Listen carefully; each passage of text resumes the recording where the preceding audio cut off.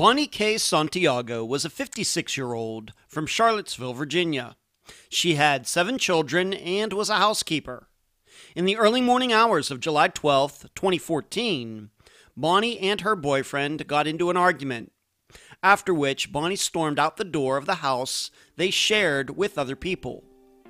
She was never seen again. I'm Ed Denzel, and this is Unfound.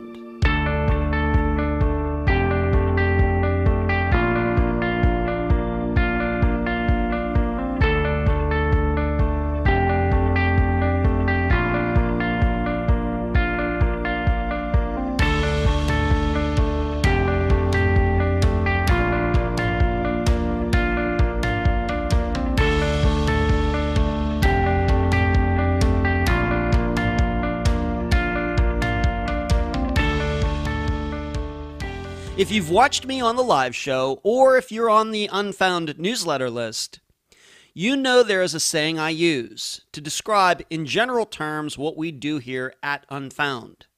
What I say is we are in the information business, not the legal business, not the prosecution business, and certainly not the theory business. Here at Unfound, we market in information, gathering it and then dispensing it to all of you through the interviews you hear on the program.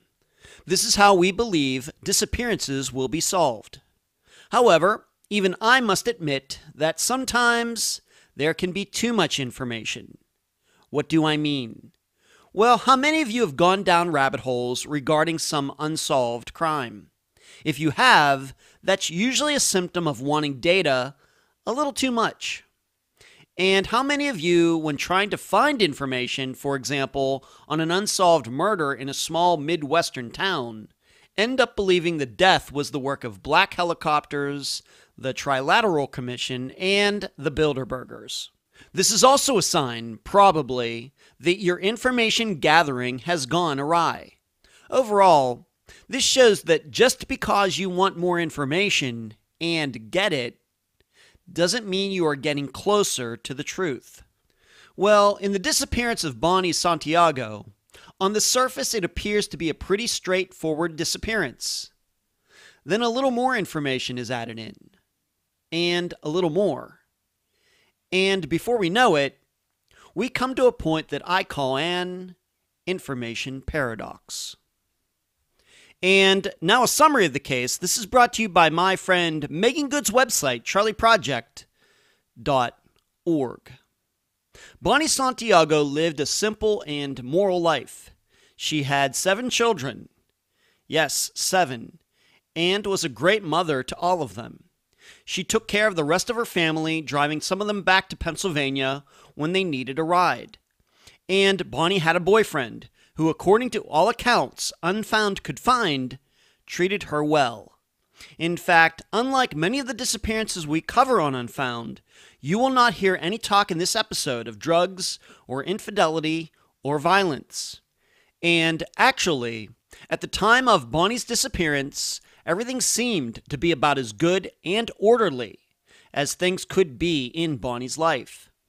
So, on July 11th, 2014, Bonnie drove some family back to Pennsylvania, then returned. According to her boyfriend Javier, when she got home, they got into an argument, the topic of which is still unclear. However, alcohol could have been a factor. Javier said Bonnie left their house, seemingly to blow off some steam. She was never seen again. 2 days later, Bonnie's phone, flip-flops, and medication were found in the van she drove, which was parked within feet of the front door of the house. In addition, police found blood, it is unknown how much, on the carpet of the vehicle.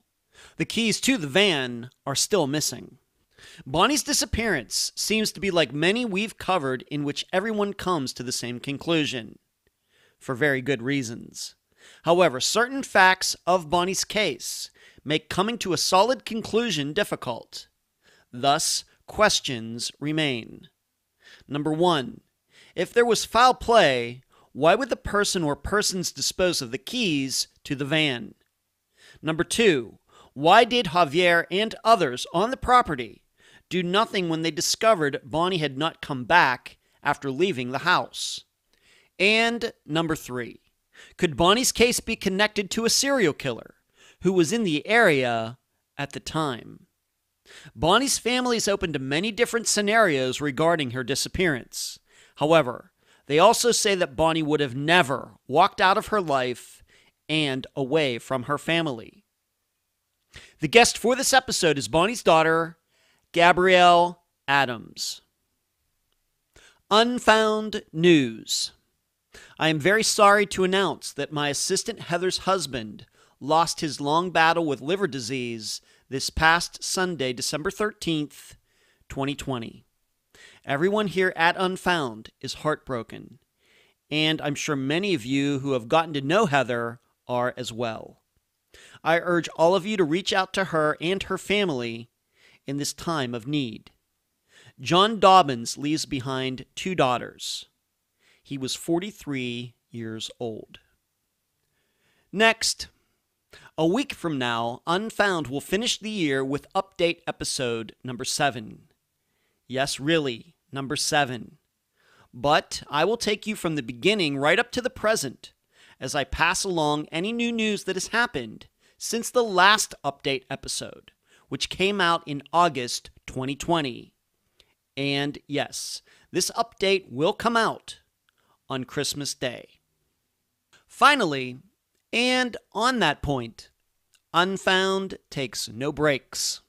So we are hastily working on interviews and episodes for January 2021. I think everybody will be happy to get out of this year. Where you can find Unfound. Unfound supports accounts on Podomatic, iTunes, Stitcher, Instagram, Twitter, Spotify, Deezer, Facebook, and YouTube. Speaking of YouTube, on Wednesday nights at 9 p.m. Eastern, please join us on our podcast channel for the Unfound Live Show.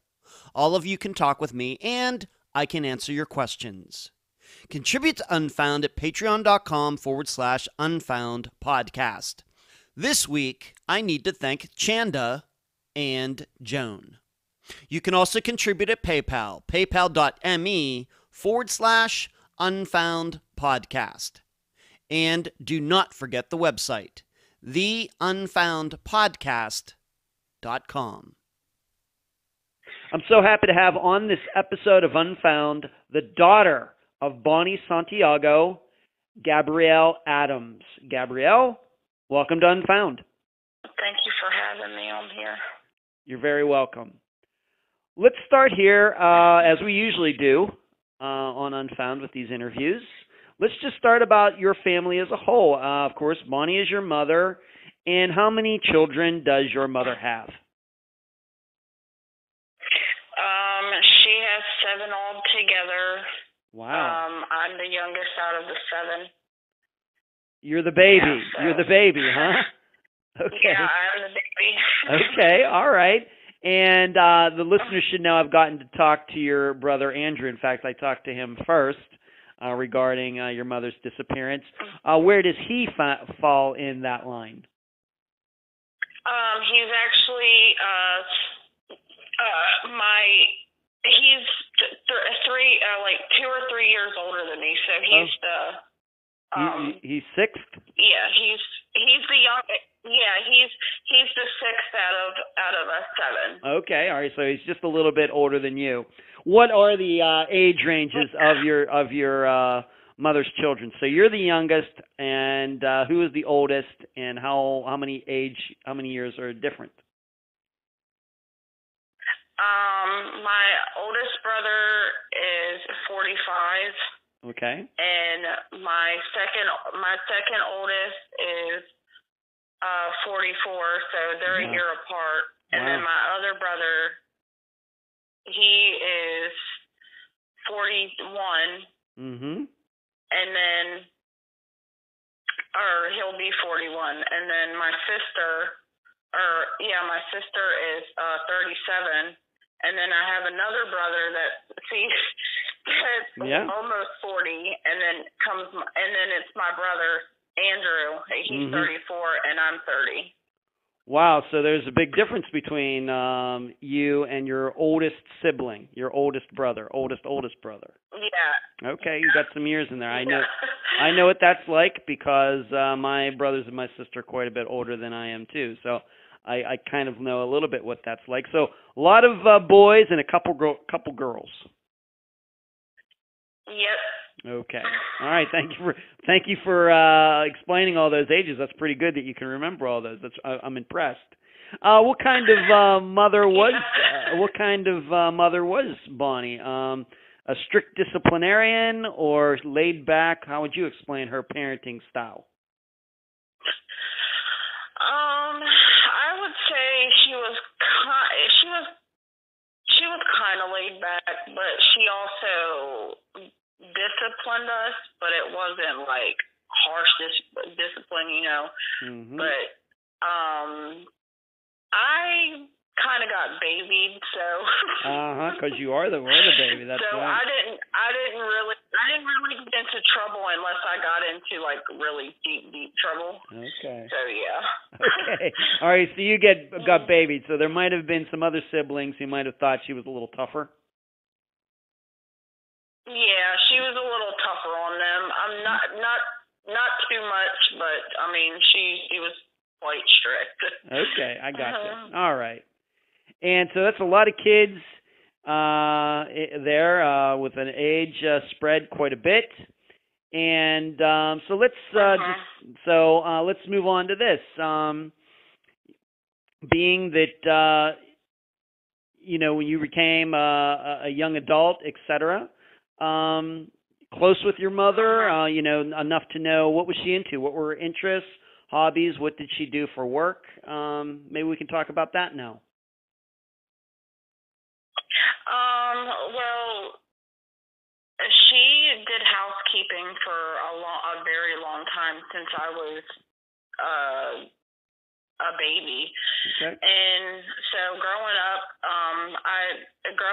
I known her as to do housekeeping up until I was a teenager, a late teenager, and then she took on a job taking care of a close friend of ours. Wow, that was nice of her. She took care of him for a few years, and that was the last job she had. Okay, well, that was very nice of her. It wasn't even a family member, just a friend. Well, it was. They were actually together. They were together for a little over 10 years. Oh, so they were a couple? And then he got. Yeah, they were a couple before. Okay. He had an accident back in '96. And which made him wheelchair bound. Oh no. So she took care of him up until they broke up, and then she took on a job taking care of him after they split up. Well, it was very. She must have a big heart to do something like that. Oh yeah. Okay, now, my mom was a good person, a very good person. Yeah, that had to have been tough for her, being that she was in a relationship with this guy at one time. To see him have that accident and be like that must have been tough for her. But she stepped up. Yeah.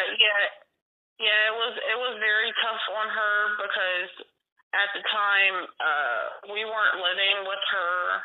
At that time, we were living up north with relatives and. So it happened on Christmas Eve, so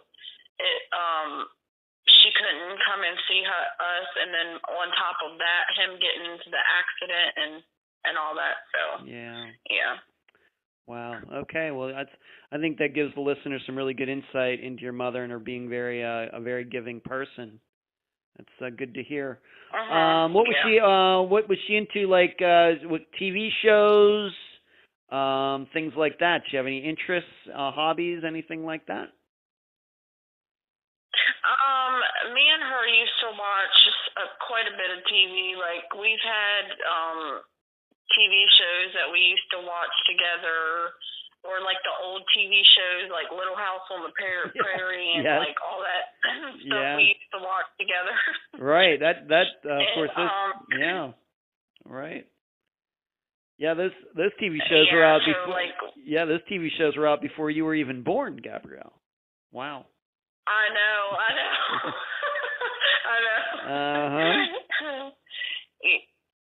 Okay. Yeah. So we shared a lot of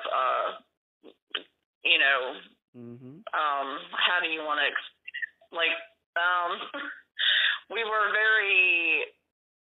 we had a lot in common when it comes to watching, TV shows and stuff like that. Would you say that you and your mother had a lot in common, period?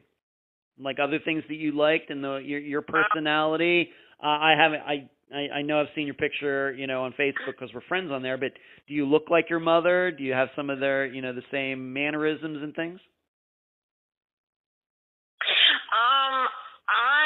I don't really. I have some features of my mom as I've gotten older. I look a little bit like her, but I look more like my dad. Oh, okay. So, yeah, that's really, there's not really a comparison there, but like with the personality and stuff, like me and my mom, I think we share that in common too, like our personality, because she raised me to be, a good person and to have a big heart and to help anybody out in need, like whenever they need something. And like she taught me a lot of good things. Yeah. Now we know, we're of course we're going to get into the details of her disappearance, and we know that she was living with her boyfriend at the time, so you were not living with her. But during those, the maybe the year before she went missing, how often did you see her? How often did you talk to her? The year before that, she was actually living in my house. Oh. So we basically seen each other all the time. Okay. And you were fine with that. I have my father coming down here in a few days. We're doing this interview on December 8th, 2020. He's going to be here in a few days. And, sometimes when he and I are under the same roof together, things can be a little tense. But that's not the way it was with you and your mother. Yeah, we kind of bumped heads every once in a while, but most of the time we always got along. Okay. So she did stay with you, and in fact, I think in a prior conversation you told me that her boyfriend that we're going to talk about lived with you as well. He only stayed there like on the weekends. Oh, okay. Yeah. All right. And maybe I need to ask you this, being that she did live with you for a while. How when she moved out, how long was that before she disappeared? Can you remember? It was like 2 months. Okay. So maybe in May of 2014. Yeah. Okay. Yeah, around there, yeah. Okay, and then after that, how often would you say that you saw her or talked to her?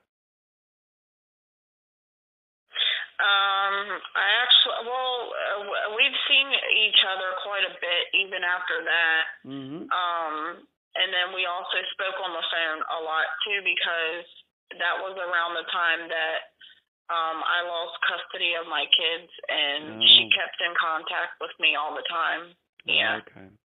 All right. Well, okay. So even after she moved out, you were still seeing her, keeping in contact with her, which is good. Okay. Well, we've already, of course, mentioned him. We're going to mention him by name. His name is Javier. Was the boyfriend of hers at the time. Let's just talk about him a little bit in general. How did Javier and your mother meet? They've met through a mutual friend of hers. I don't exactly know like the details or anything like that, but all I know is that they met through her and her boyfriend. Okay, so a friend kind of set them up, kind of? Yeah. Okay. And at the time of her disappearance, how long, just roughly, a year, 2 years, how long had they been a couple when she disappeared? I would say they started talking around like the beginning, the end of 2012. The end of 2011, beginning of 2012. Okay. And they wasn't like really a couple until like the middle of 2012. That's when it really started getting serious, and then they were together for like 2 years. All right, but they knew each other for like 2.5 years, but an exclusive couple for 2 years. Of course, you got to know him, and then as you already mentioned, he kind of came and stayed at your place on the weekends sometime. How did you think that he treated your mother? Did you get along with him? How did everybody else get along with him? Your impression of him? Well, I got along with him really good. He treated my mom really good. Like he like being around my kids and like all of my family. Like every time we would have like family gatherings, like Christmas or birthdays, he was always there, and like he just got along with everybody, and he loved our kids. Okay. All right, so you had no concerns about him. You never, just as an example, concerned that he might have been hard on your mother, emotionally or physically. Did you ever get the feeling, you personally, that that he was doing anything to her like that? No, I never felt like he ever physically hurt my mom or mentally or anything like that. Like I never really felt that he would do something like that. Okay. Did you think that he was a good match for your mother?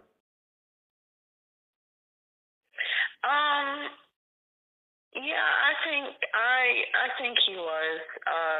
They got along perfectly. I mean, just being around them both.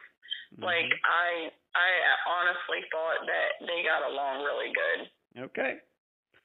All right. So, would you say, maybe I'll ask you this, who do you think more wore the pants in that relationship, your mother or Javier?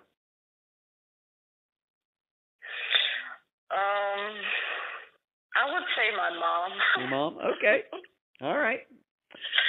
Yeah. That's fine. A lot of relationships like that, and a lot of men don't mind that. That's perfectly fine with a lot of men. That's no big deal. All right, just wondering, just trying to get a flavor, for their relationship. It sounds to me like it was a good one. You got to see him up close during these weekends. He's under your roof. You don't seem to have any problems with him going there. So, and he's going to all these, family functions. It does seem like people thought he was a good match for your mother. Okay. And what was his job? He worked at an orchard on Carter's Mountain.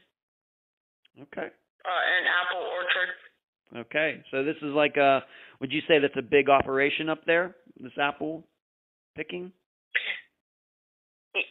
Yeah, it's they have it's not just apples. They have peaches. They have cherries and like it's really really big up there. Okay, so this would have been something though that's seasonal, right? This is like spring to fall, and then during the winter everybody's out of work or laid off or something like that. Any idea? I don't really remember. I don't really remember. Okay, that's fine. During the winter time, yeah. Okay, that's fine.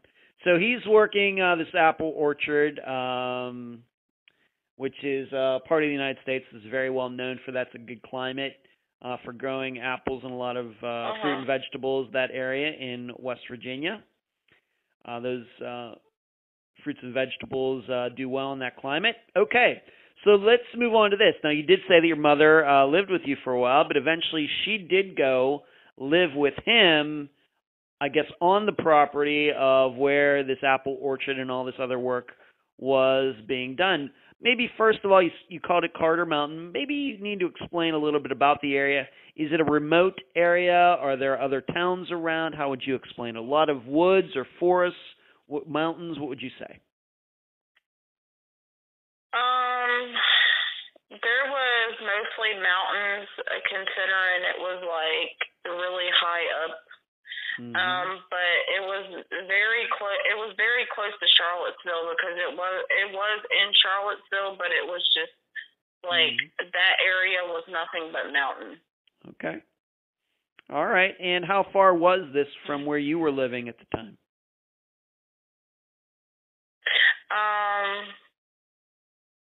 About, I would say, an hour maybe. Okay. And during the time that your mother had moved to live with Javier, first of all, maybe how long was she living there before she disappeared? Can you remember?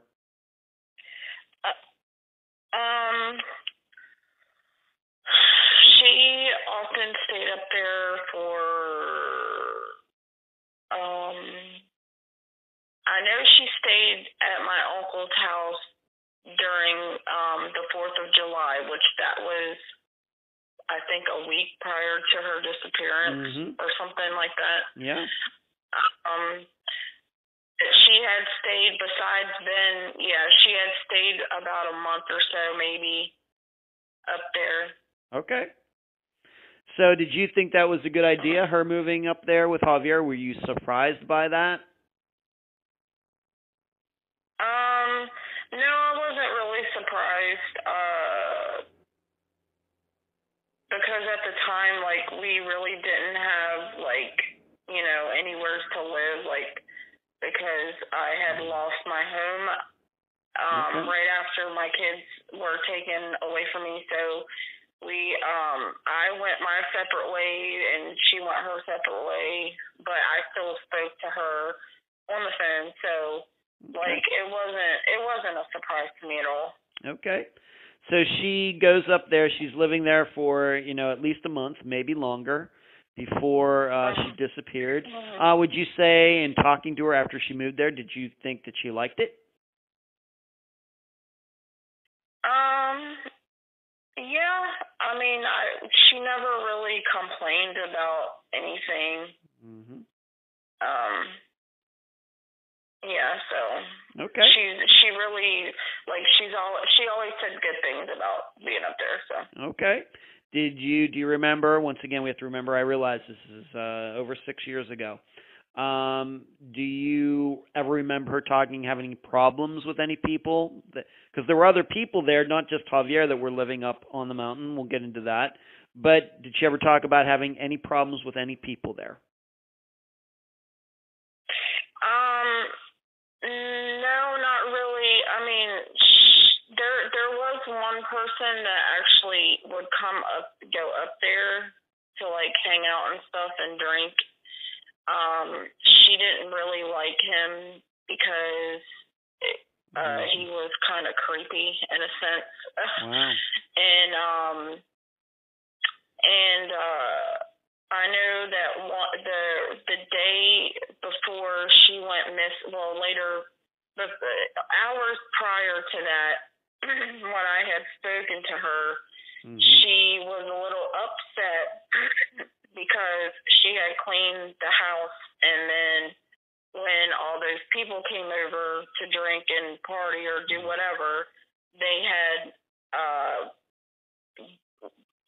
messed up the kitchen and the bathroom and everything. So okay, she was kind of upset about that. Okay, well, we're certainly going to come back to that. Thank you for pointing it out. So in your opinion, there could maybe be one person that she had a problem with that kind of just struck her the wrong way.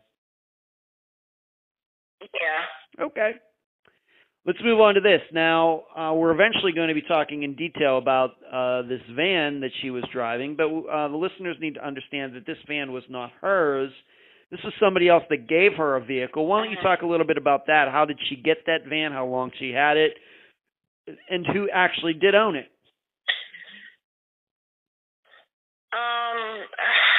She had the van for a couple of months.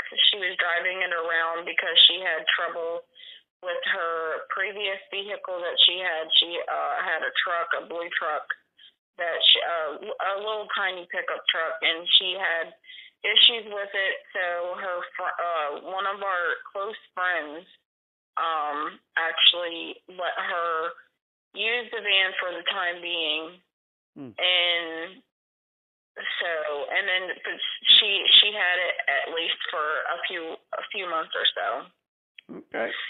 Well, that was nice of this friend to give her that vehicle. Very nice of her. All right. Yeah. And all your mother had to do was put gas in it. Yeah. I guess. Yeah. Okay. And she was driving it. And do you know if anybody else drive it? Do you think that she ever let Javier drive it, or did he have his own vehicle? Do you remember?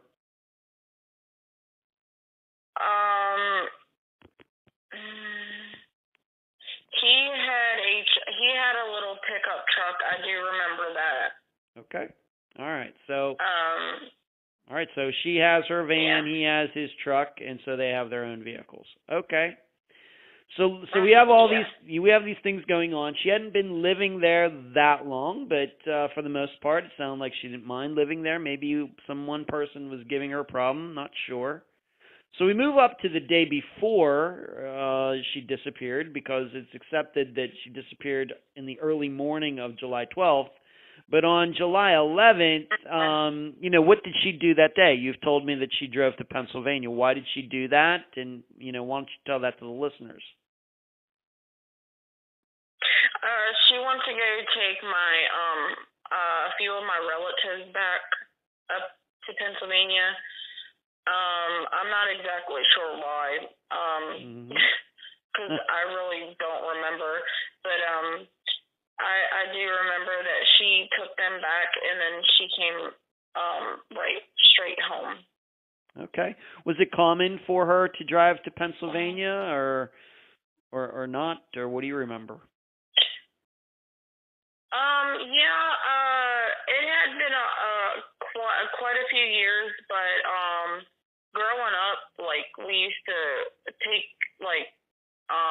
vacation or whatever, or if somebody passed away or anything like that, family emergency, we would always travel to Pennsylvania.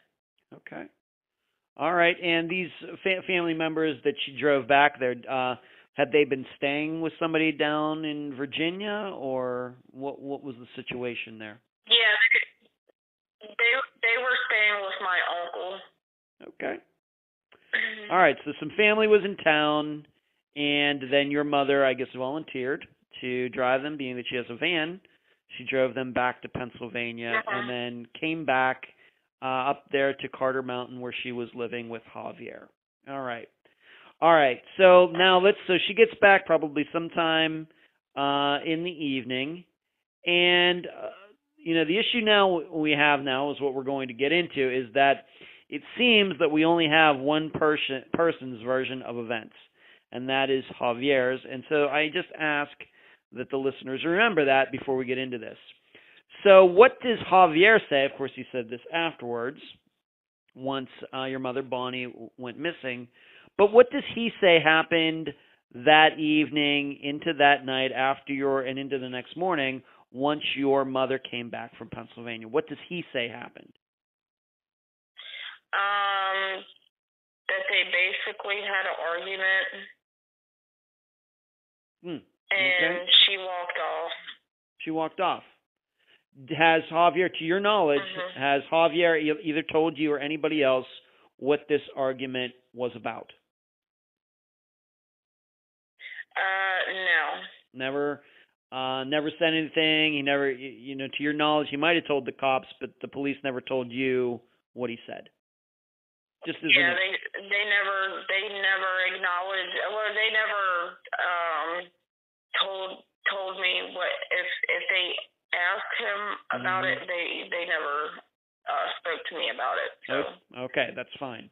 All right. To your knowledge, did Javier ever say, well, being that they had this argument, and he's admitting to that, and that she walked outside, did he think, did anybody have an impression of where she could have been going? And we'll get into the van in a moment, but, was she going to just blow off some steam and come back inside? Has he ever offered up any idea about, if she's walking outside, where she might have been going? No. Okay. All right. And my understanding regarding all of this is that this was actually very early in the morning of the next day of July 12th. Okay. Yes. All right. So they have this argument, according to Javier, and I should ask you this: where they are living, do other people live in that house where Javier and your mother were living? Yes, there was 4 other guys that lived there. Okay. To your knowledge, once again, have these other 4 ever stated, yeah, we remember Javier and Bonnie having an argument? Has anything in that in the last 6 years, have you ever heard anything about any of that? No, nobody has really spoken up about anything. Okay. All right. And we're certainly going to talk about that in a bit. Okay. So the understanding is that, and once again, we're just having to take one person's word on this, and having covered almost 200 disappearances now, we know how dicey that proposition can be, especially when you're talking about a boyfriend of a missing woman. So we're not saying that Javier's lying, but we just have to state that for the record. Okay, so she comes home doing this very nice thing, driving family members home. She gets back, and sometime that night they get into an argument, and Javier says that your mother went out the door and seemingly never came back. Okay. So later that morning, once the sun comes up, and I'm guessing everybody's going to be working in the orchard, it is, after all, July. There's surely work to be done. Does Javier, does anybody else there, start wondering, hey, Bonnie's never came back that night. She's not here. She's not there. Anybody, sound any alarms that Bonnie is not around?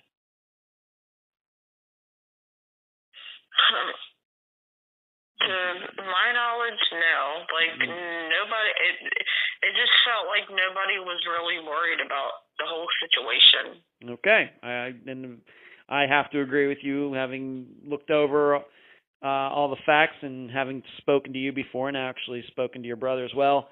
That's kind of the impression that I've gotten as well.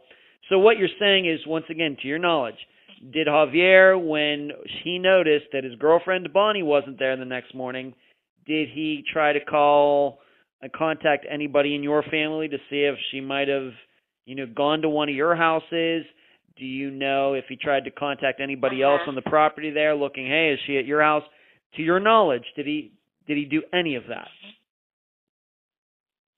No. All right. So once again, we're not saying that he didn't. All we're saying is that after over 6 years, you still don't know if he did anything or not. Yeah, I still don't know any of it. Okay. And Gabrielle, that's not unusual. I don't want you to feel bad about that.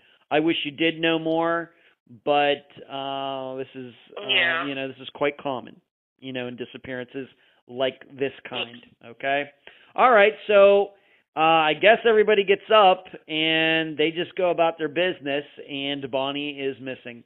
When does your family, maybe you, maybe one of your siblings, one of your brothers, somebody else, when do you start realizing maybe that something's not right? Was it actually July 12th? Was it July 13th? What do you remember?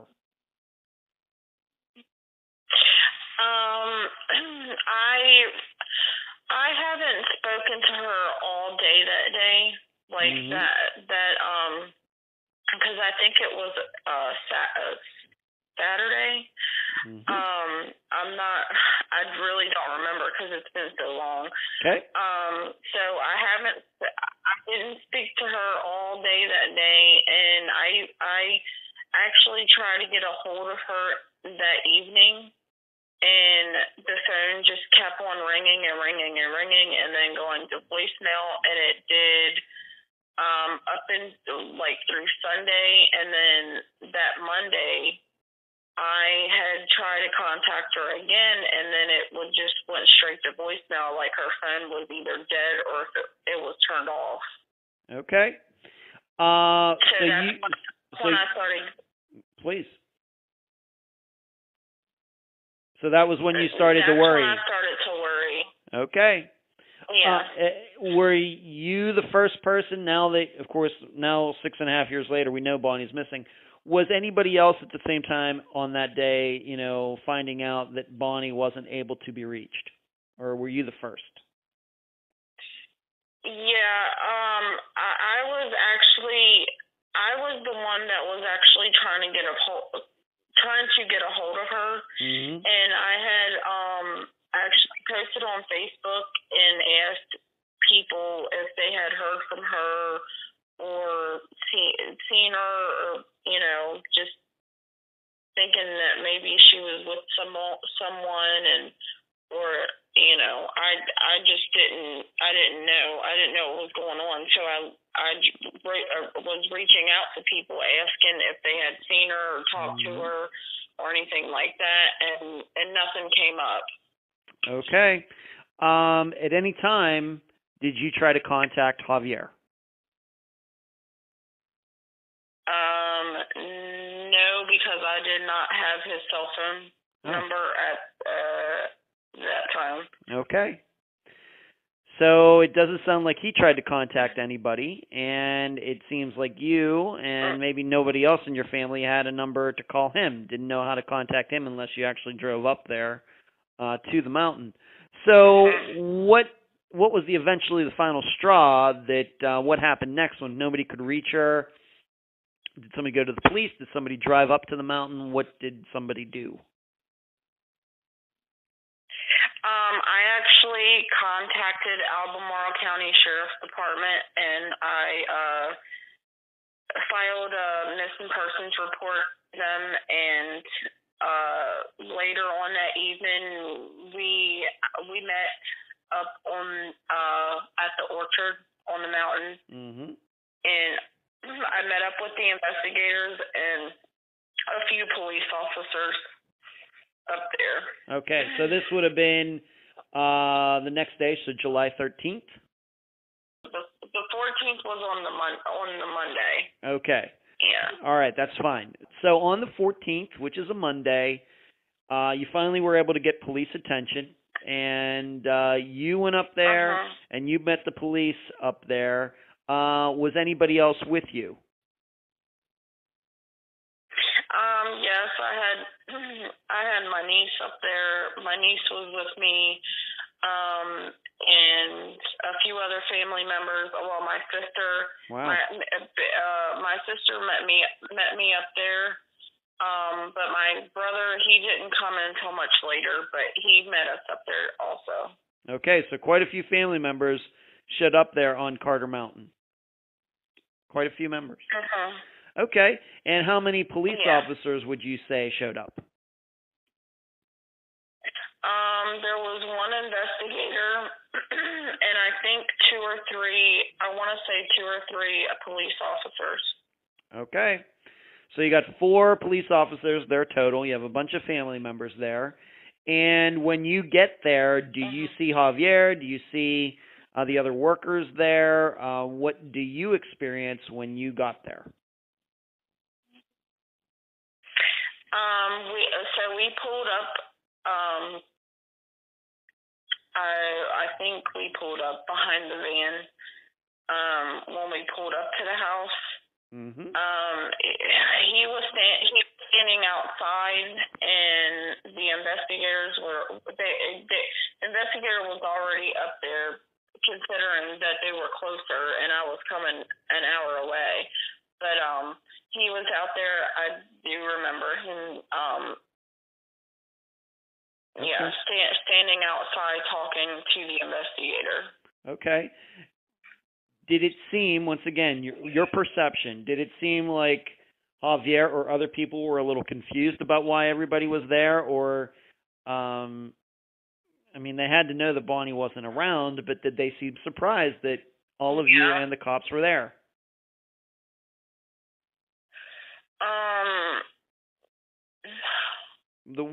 Once again, the way you remember it.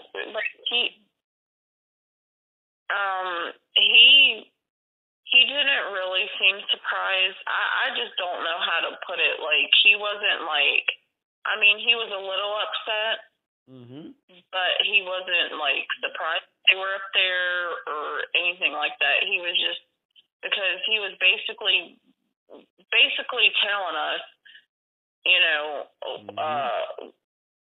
what had happened, and then that was it. Like, he didn't say like anything else. Okay. In your opinion, I mean, how long did you get to talk to him that day? That night I spoken with him probably, like, I didn't talk to him very long at all. Okay. I spoke maybe a few words exchange, and that was it. Okay. Would you say, in your opinion, once again, this is a guy who came to your house, stayed at your house for some weekends, you got to know him, would you say that he seemed concerned about your mother and her being missing? Yes. Okay. All right. So the police are there. They're looking around, and you're there. Of course, probably searching the area a little bit. And, of course, we know that this disappearance is still, unsolved. So, of course, they did not find anything. So the police on that Monday, the 14th, that's when they took the report? Yeah. Okay. So the police did, once again the way you remember it, being that you were there, did they go into the house? Did they look around? What do you remember? What were you doing? Were you just standing there, or were you looking around as well? What was everybody doing? I was just standing there, just watching them. Like, they went into the house. They had the dog with them. And then they went around the house. Obviously, they picked up a few things, but that was it. Okay. But it wasn't like, so. Okay. Now, probably most importantly, regarding that day being there, everything being there, is that your mother's van was there. It was parked, my understanding, like in the driveway or a parking lot or something right there. And it was parked right next to where she was living. Is that right? Yeah. Okay. And did the police get into the van while you were there? Yes. Okay. Please. They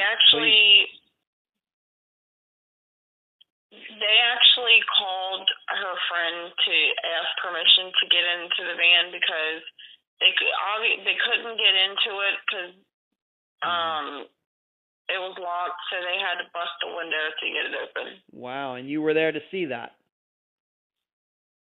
Yeah. Okay. And once they broke into the van, what did they see?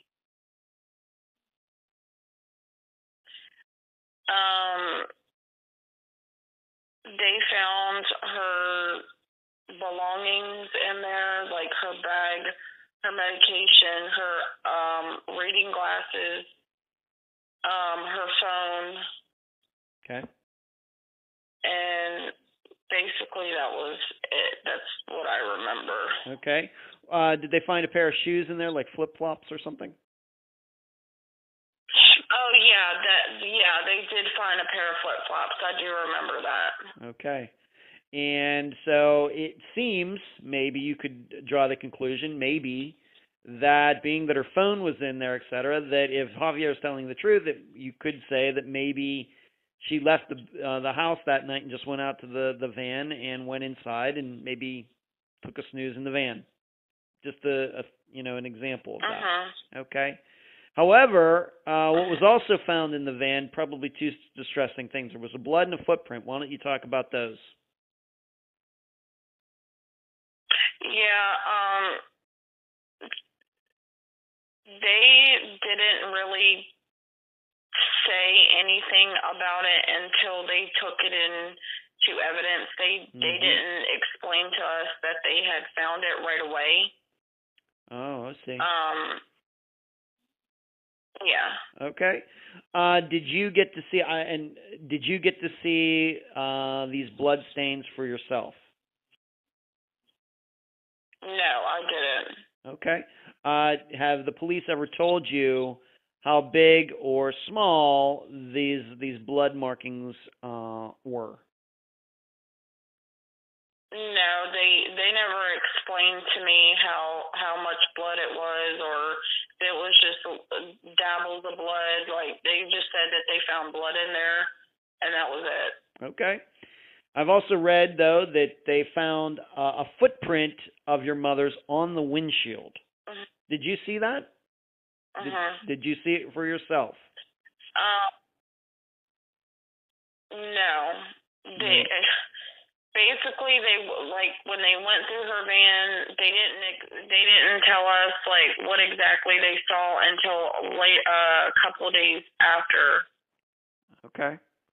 All right. So what you're saying is that you were there. You were there when they broke into the van. You maybe saw some of your mother's items, but they were not close enough to see this blood that was seen there. Eventually talked about, and then this footprint that was up on the windshield, I guess, on the passenger side either. So you're just not sure about those. You just heard about those. Yeah, I wasn't. I didn't see anything. They only explained to what they found a couple days after when they took the van into evidence. Okay. So those are some distressing things. However, we must look at the other way. Maybe the blood stain, if we don't know how big it was, it might have been very small. Who knows? It might have been there for weeks. Just don't know. Footprint. Yeah. If somebody was sleeping in the car, I would not be surprised to see a footprint on the windshield. Okay.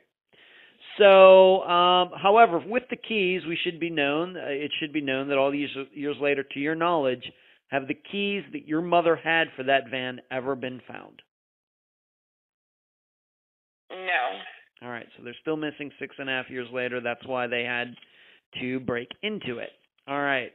So Javier was there for the breaking into the van. Do you remember how he reacted to it? Was he surprised? Once again, the way you remember it, was he surprised that all those things were in there? What do you think? Like I said, I don't really, I didn't really see, him react to anything. He was calm, but he was still, concerned at the same time. Mm-hmm. Okay. All right, so he's there. He's getting questioned. The van might be helpful.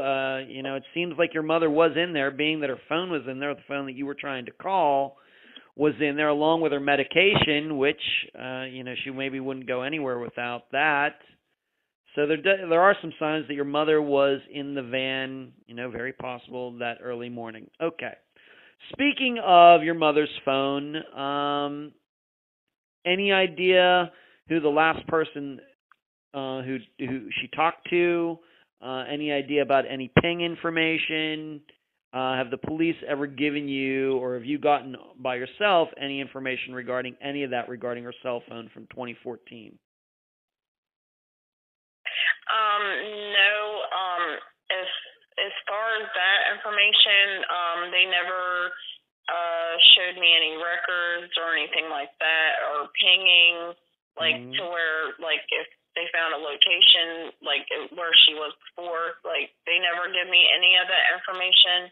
I do know that she had spoken to one of her friends. I'm guessing she was the last person that she had spoke to, but like I said, I didn't really see any type of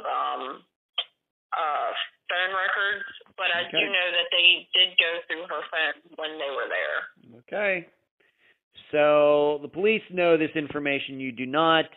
And I have to tell you just publicly, it would be nice, Gabrielle, if you could get your hands on that information. You may want to ask the police very, very nicely if you could see it for yourself. Yeah. Just a suggestion. Yeah. All right. So it seems like they looked through her phone, but obviously since this disappearance is still unsolved 6.5 years later, it does not seem that it put them on a path to moving forward to this and solving this disappearance, even though we know phones can be very, very helpful. All right, let's move on to this. Being the blood that was in this van, do you know if it's ever been tested, DNA, anything like that? Did they ever do that, bother to do that?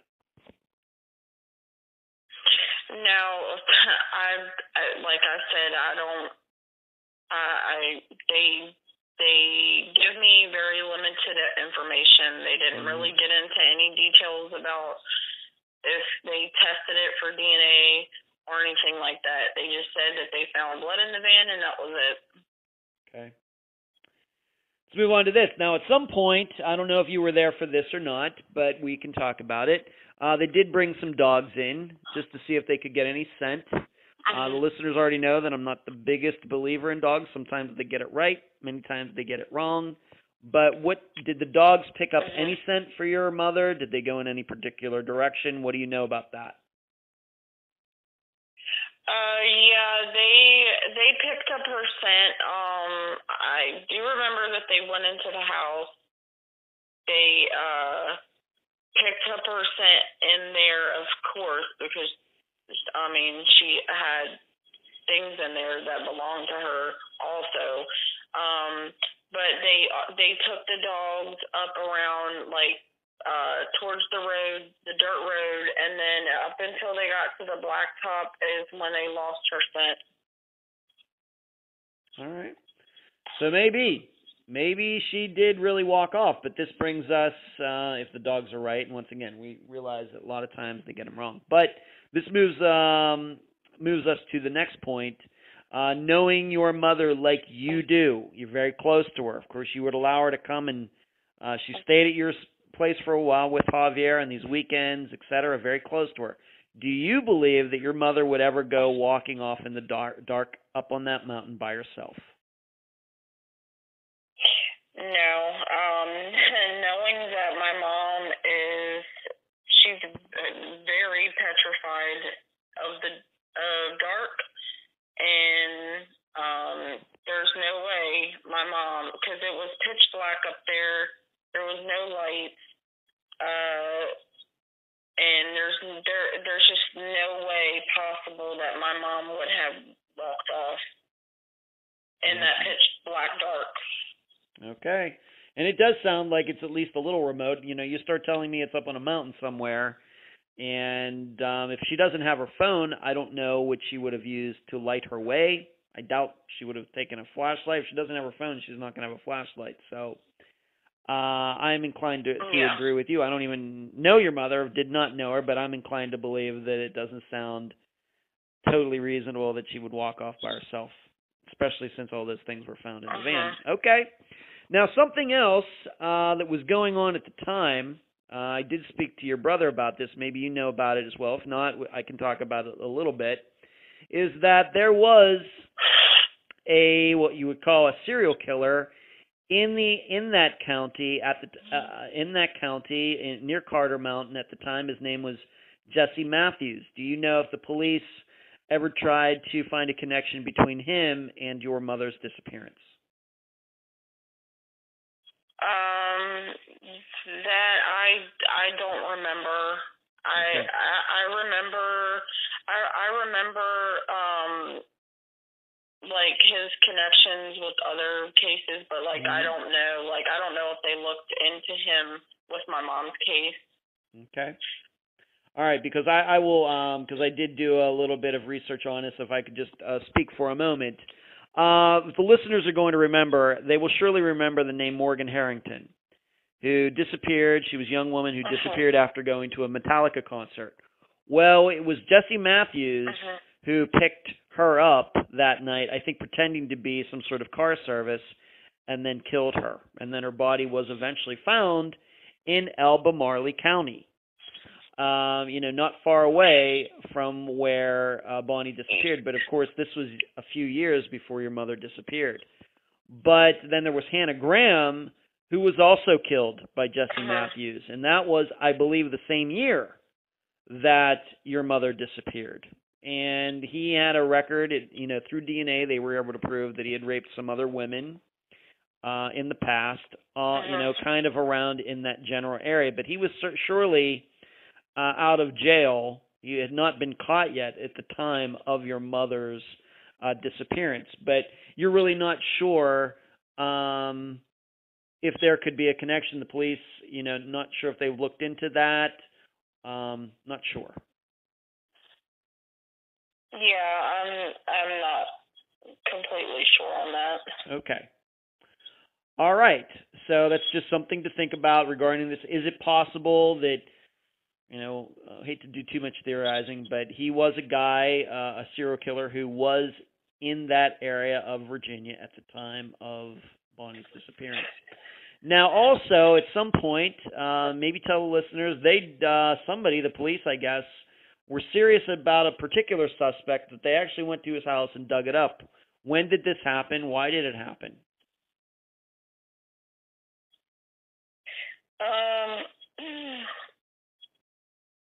Someone had, I guess, went to the police and had said that,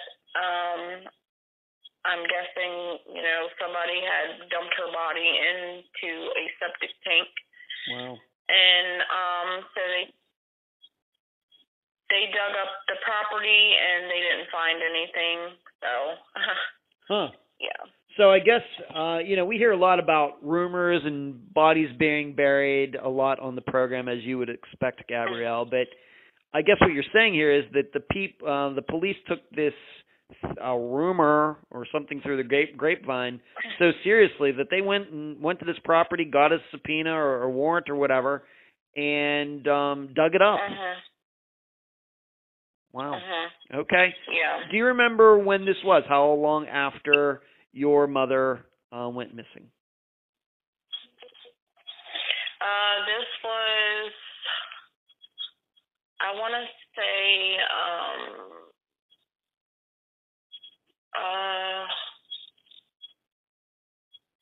I want to say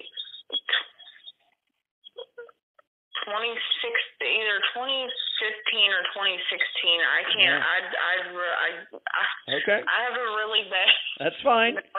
I guess what you're saying is this was at least a year after your mother went missing, so a considerable amount of time after she went missing that they did this. Yeah. Okay. Well, that's okay. So it seems, though, that the police were still taking tips on the disappearance at that time, and they took it seriously enough that they got a backhoe out there and dug around. Of course, they found nothing. Now, but we need to understand, though, this house where they dug, this property, was nowhere near where your mother and Javier were living. They weren't. This was nowhere near the apple orchard. Yeah, that was. It was a pretty long distance in between the two. Okay. And to your knowledge, this person who owned this property, would this person have any connection to the apple orchard at all? What you may or may not know about this person? Any connection to the apple orchard at all? Yeah, that I don't know. Okay. But it's consider. I have in my notes that this place would have been like an hour away or something. Nowhere close. So if we're to believe Javier's story that you walked off if that's the case, how did she get, an hour away? Okay. How has the owner, we have to remember that this was somebody's property where all these people were living there, working on this apple orchard. How has the owner of the property treated this whole disappearance? What has been his attitude? Very, very disrespectful. We're not allowed to set foot on that property for any kind of reason at all. Like, it's just it's really frustrating that he would act towards us like that, because it's a serious situation. Yeah. And it just blows my mind that somebody would be that hateful towards a family that's trying to figure out what happened to their mother that just up and vanished off of that mountain. When you say that he's been hateful and everything, what have you ever personally talked to him one-on-one? No. All right. I have not. Who has he spoken to in your family? There has been workers up there, workers, I guess, that work right up at the store, because they have like a little store and like a concession part, and there has been people up there saying that that he stated that we were not allowed up there. If we set foot up there, that we would get in trouble for trespassing, and so. Wow. Yeah, that guy doesn't sound like he's being helpful at all. Yeah. Okay. Yeah. Okay. Yeah, that's not. I don't like to hear that at all. But of course, he couldn't do anything about when the police first showed up. You showed up looking around. Do you know if the owner of this place up there has ever offered up a theory as to what happened to Bonnie? I mean, he had to have known her. Has he ever offered up a theory as to what happened to her, to your knowledge? No. Okay. Nope. All right. So what you're saying is that you're not allowed to go up there anymore, and you'll get in trouble. Anybody in your family will get in trouble if that happens. Okay. Yep. Okay. Yeah, I don't know what to think about that. Now let's bring this back to Javier, and I think a lot of people are going to be very suspicious of him, but he did, I have in my notes here, he did take a couple polygraph tests, and what were the results?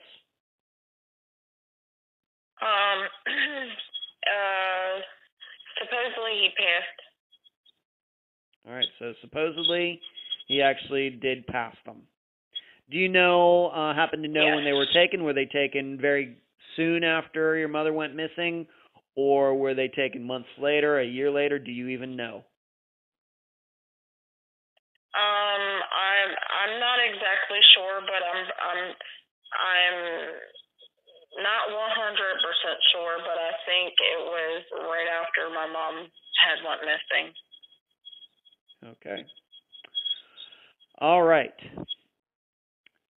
So he passes these polygraphs allegedly, and so maybe that's a good thing for him, but we know polygraph tests are not perfect. Do you know, and the reason we haven't used his last name is you don't know his last name. Yeah, I don't know his last name. If I did, I don't remember. Like, I really don't remember. Okay. That's probably something else that you should probably ask the police if you could have Javier's last name. Do you know, is he still working up there in Carter Mountain? Is he still up there? Is he still somewhere else? Has anybody in your family kind of kept tabs on him?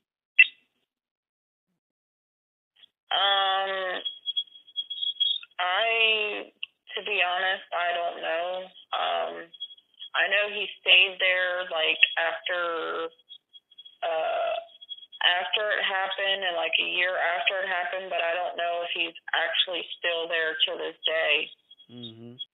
All right, so we don't know, and that's something else I will publicly tell you. You need to find out where he is. You can't just let him disappear too. All right, just in case, because it might be helpful, Gabrielle. Once again, I'm not saying he's lying. I'm not saying he's telling the truth. We don't know. But it would be good to know, maybe in the last 6 years, maybe he's had some trouble with the law. It would certainly mean something if he got a new girlfriend and then, he got in trouble for assault or domestic violence or something. Okay, that might, bring us back to him as a possible suspect. These are things are good to know. All right. Gabrielle, what's this been like for you and your 6 other siblings? I've already stated that I got to speak to your brother Andrew. He was actually the person I talked to first. He was the one who responded to my message, and I've enjoyed getting to know him.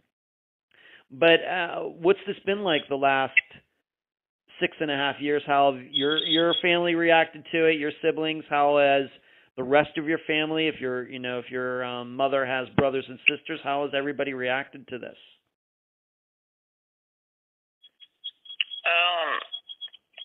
It's been really rough on us the past 6 years.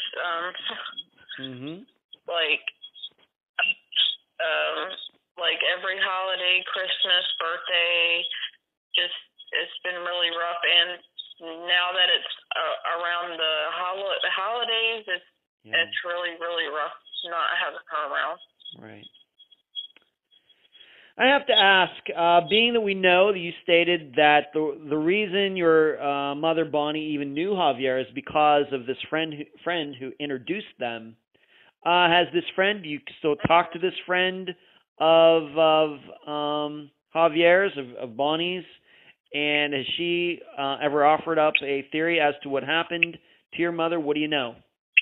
Have you ever talked to her? I still keep in contact with her every once in a while. She moved out of state. She doesn't live around here. But I keep in contact with her on Facebook. But she really hasn't really said anything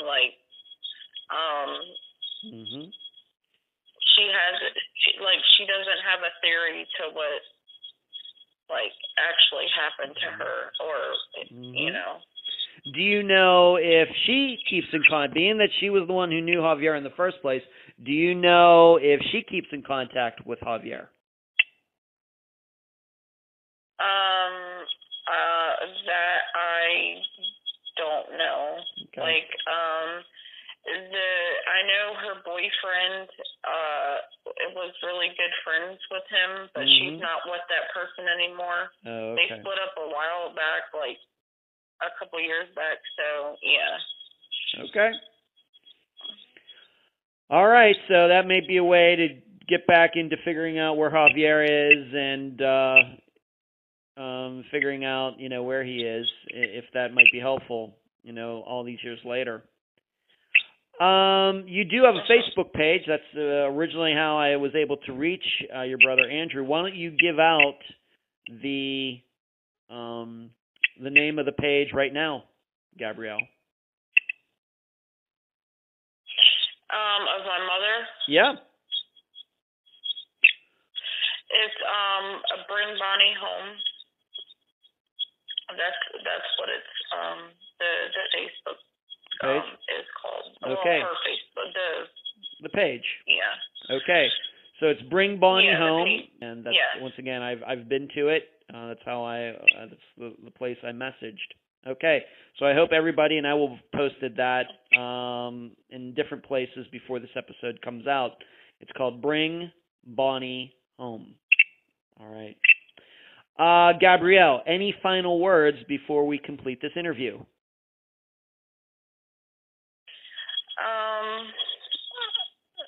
I just hope that maybe this will bring something,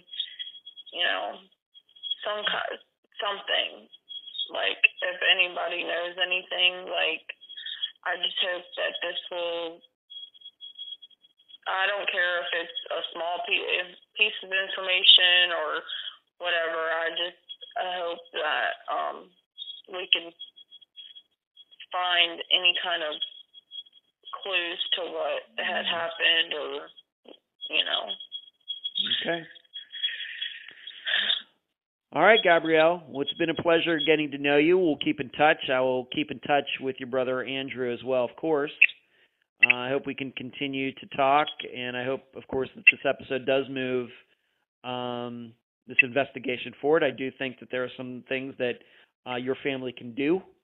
Within the, maybe not over the holidays now, but maybe in the next year at some point, that maybe can gain you some more knowledge, maybe some things that you should know that you don't. And, we'll continue to talk, and I can give you some tips on how to make those things happen. So it's been nice talking to you tonight on this episode of Unfound. Thank you. It was nice talking to you, too. And that was my interview with Gabrielle Adams, daughter of Bonnie Santiago. I thank her for joining me and all of you on the program. In addition, I want to thank Bonnie's son, Andrew, who was my original contact. I got to speak with him as well. On the surface, this disappearance appears to be like many Unfound has covered. In fact, we've covered a few just within the last 2 months that seem to have happened like Bonnie's, Angela Green, Marion Hurley, or if you'd like to go back much further, Rosemary Rapp, Julie Early, Charlotte Paulus. All disappearances in which husbands or boyfriends claim the women in their lives just walked off. One of the most common disappearance types out there. No doubt about it. And we know what we think. As for Bonnie's, Javier says they got in an argument and she walked out the front door, never to be seen again. So once again, like all those others, we instantly become suspicious of the man, Javier, in this situation. However, in reality, and very technically, Bonnie's disappearance is not like those others. First, there were other people in the house at the time, very much unlike those other disappearances I just mentioned. Second, there is evidence that Bonnie was in the van. Flip-flops, medication, her phone. Thus, it is at least conceivable that Bonnie really did go out to the van when she walked off, backing up Javier's story. Third, Javier's story seemingly hasn't changed, unlike Will Hurley's and Jeff Green's, etc., etc., etc. The problem, as you heard Gabrielle say, she doesn't believe her mother would have ever walked off in the middle of the night. And, of course, would Bonnie really do that without her phone? That's hard to imagine. Thus, we have an issue. Why? Because the usual thinking is the more information we have, the easier it is to be assured of what happened in a disappearance. However, this is not the situation with Bonnie's. What do I mean by that? Well, if we only had Javier's word and nothing else, we would surely think he harmed Bonnie. No doubt about it. Yet we do have more information. All that stuff found in the van. And really, to use a horrible cliche, it raises more questions than answers. And I'm not sure the belongings make it any more likely that Javier did something to Bonnie. Maybe you even think they make it less likely. So then, where does that leave us? I think we'd all feel much better if we knew more about the phone records. I think we'd all be able to come to firmer conclusions if we knew Javier's last name. And maybe some of you want to know exactly where Jesse Matthews was on July 12th, 2014. Yep, all great information. But maybe they'd just create more paradoxes. I'll leave the theorizing up to you. And that's the program.